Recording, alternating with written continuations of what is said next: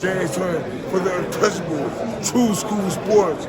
Let's go, baby. Bow! Be careful what you wish for because it can become a reality. Yeah.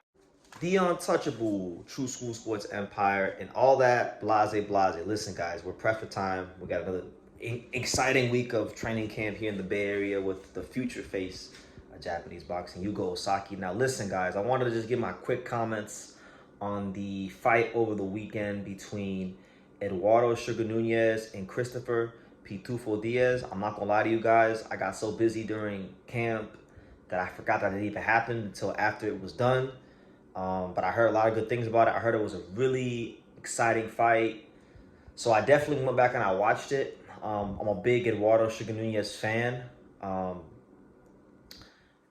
But it wasn't a fight that, I'm not gonna lie to you guys, like, it wasn't a fight that was really on my radar, if I'm being honest with you. Like it wasn't a fight that I was overly excited about because, let's be real, like Pitufo Diaz, at least on paper, he had seen some better days. He's a guy that's always been at a good level in boxing, but never could quite get over the world championship level. So I was like, it's pretty straightforward. Like, it ain't gonna be too hard. Sugar Nunez should blow right through this guy. That was kind of what my thinking was going into the fight.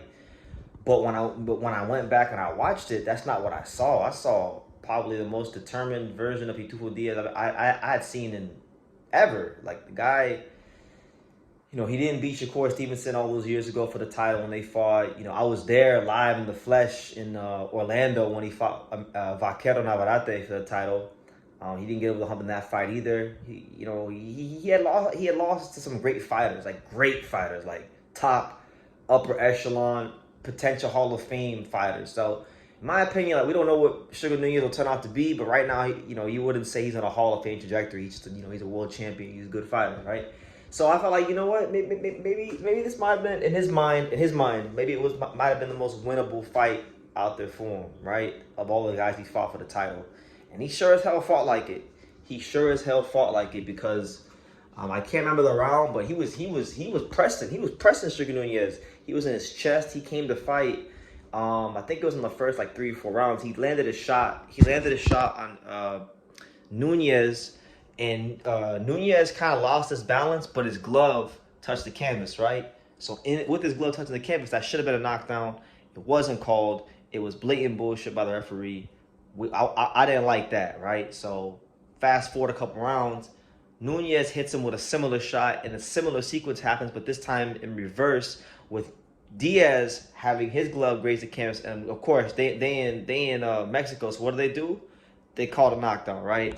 And then not too long after that, Nunez got another knockdown, and he won the fight. Like, he won the fight, and it was a successful title defense for him. But I do want to say, before I get into Nunez and Navarrete and Nunez versus Ford, what I do want to say is my respect goes out to Christopher Pitufo Diaz, and it shows you that it's not about just fights. Like, fights are not just about what you see on paper, because sometimes there's things that are beyond the paper that you can't see, and clearly this is a fight that he gave his best efforts for. So I applaud that. Again, it's a tough game. It's a tough sport. It's hard to become champion of the sport. It's not as easy as everyone thinks. I've gained even more insight into that than I already had, being in camp here with Yuga and dealing with some stuff, and my previous time working with Angelo and even other fighters that are not even at that level of being a world champion. I learn new things all the time, and it's a hard game, man. You gotta really respect any and all these fighters who get to that top level. You have to. It's hard. It really is hard. So my respect goes to Pitufo Diaz, who's been in a lot of really good fights, just hasn't been able to quite get over the hump, and that's fine. He's had a respectable career, and I respect him. This to me, even in a loss, was probably one of his best fights, in my opinion. So I respect him. But as far as Sugar Nunez, they had him in the ring facing off with Emanuel Vaquero Navarrete. Now, do I dislike that fight? Of course not. That's a great fight. That's one of them fights. Like, that's gonna be an exciting fight if they make it happen. You're talking about Vaquero Navarrete, a guy who I think is kind of teetering. He's flirting with the Hall of Fame. Like, I wouldn't say he's a surefire Hall of Famer just yet, but you could definitely say he's flirting with the Hall of Fame because he's scaled weight classes, defended his belt a bunch of times, been in some classic like great fights that people who really love and watch boxing will remember for years to come, especially the Mexican fans. So that being said, a fight with him and Navarrete and Sugar Nunez would be a great fight. You're talking about a premier volume puncher versus probably one of the premier knockout artists from Mexico right now in Sugar Nunez. And I feel like, when you put those two in the ring, it makes for a potential great fight. So I ain't mad at it, but I must interject and I must, just kindly point out that for the whole duration of Sugar Nunez being promoted by Matchroom Boxing and Eddie Hearn, the only time I seem to hear Eddie Hearn mention his name, and maybe it's just me, maybe I just only catch the interviews where he only talks about this, but from my, my little vantage point, my meaningless perspective in boxing, right? I've only heard Eddie Hearn talk about doing Sugar Nunez versus Raymond Ford. And I feel like that's the fight that needs to happen next because Raymond Ford, he's been winning, he's been doing his thing, and he went on Twitter recently and he kindly pointed out to the masses and people like myself that hey, like I'm not going out there trying to knock everybody out, but I'm going out there to win. I can't promise you a knockout every time, but I promise you I'm going to win, right? So because he's had good performances. I wouldn't say he's had great performances at 130. He's had some good performances.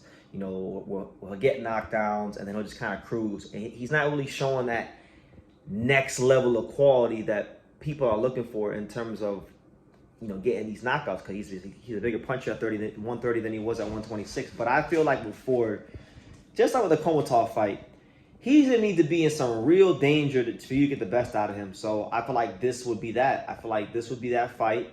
I feel like, Sugar Nunez is a guy that will present enough danger for Ford to have to flash all his skills and not just get a knockdown early or hurt the guy, hurt his opponent, and then cruise. He'd have to show everything in the toolbox or damn near everything in the toolbox because this guy's going to be on his ass the whole fight. He's going to be in his chest. He's going to be, looking to knock him out. And I think that he's just one of them guys, he needs that. Some fighters just need that. Some fighters meant for whatever, I don't know why, I can't explain it, but I've seen this shit myself when I'm in the gym and I see different fighters. Like, when a fighter knows he's got danger, they finally get to a place, I don't know if it's mentally, spiritually, whatever. They get to some sort of place in their mind where they say, okay, now is where I leave every last piece of myself in training. And I feel like he's one of them guys. So the Nunez fight, I feel like will be one of those fights because, I'm not sure who I would pick to win that fight. I think it's a damn near 50-50 fight. I probably lean just slightly towards Ford. I think the Komatov fight has given me enough reason to pick Ford, and I think Nunez is good, but I saw enough in that Masanori Rikishi fight to where I think Ford could look at that and pick out some things and exploit some things. So I feel like I will lean towards Ford, but it's a great fight. I can see it going either way. That being said, that's the fight that should happen next. Vaquero Navarrete can wait because it's gonna be there. That fight is gonna be there. Mexican fans, boxing fans will tune into that fight because it's two exciting styles. That fight is gonna be there. But right now, we got some business to get to in this 130 division, and it don't pertain to Vaquero. In fact, Vaquero, he needs to go see Charlie Suarez because Charlie Suarez was putting the beats on him, and they had a little controversy there. So why don't he go see Charlie Suarez? He's in the ring facing off with Sugar Nunez, trying to act like we didn't see Charlie Suarez put hands on him and get screwed over by the officials. No, you need to go see Charlie Suarez, Vaquero, and we need to get down to this business with the Ford and Sugar Nunez because I feel like that's the fight that's been talked about. That's the fight that Eddie Hearn won't shut up about. So be a man of your word. Make that fight happen. But that's my frivolous little opinion. I'm gonna go get my day started now. But you guys let me know what you think. What did you guys make of Sugar Nunez versus Pitufo, and what do you guys make of him versus Raymond Ford, him versus Vaquero Navarrete?